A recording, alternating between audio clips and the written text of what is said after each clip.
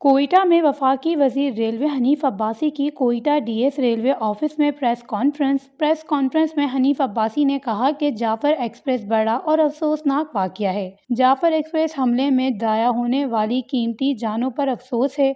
मुल्क भर में जारी दहशतगर्दी पाकिस्तान के खिलाफ मंसूबा साजी है और हमारे लोग ही दहशतगर्दों को मानवत फराहम करते हैं, इसलिए वो कामयाब होते हैं। हम छठी एटमी कुव्वत हैं, इसलिए दहशतगर्दी को परवान चढ़ाने की कोशिश की जा रही है। दहशतगर्दों ने ज़बान, कौम और फिरकों की बुनियाद पर हमला किया। हमले में मुलव्विस बहुत से दहशतगर्द मारे गए, लेकिन अब सिक्योरिटी और हुकूमती दोनों सतहों पर फैसला हो चुका है कि दहशतगर्द जहां होगा पीछा किया जाएगा। उनका मजीद कहना था कि बोलान मील ट्रेन पहले हफ्ते में 3 दिन चलती थी, अब पूरा हफ्ता चलेगी।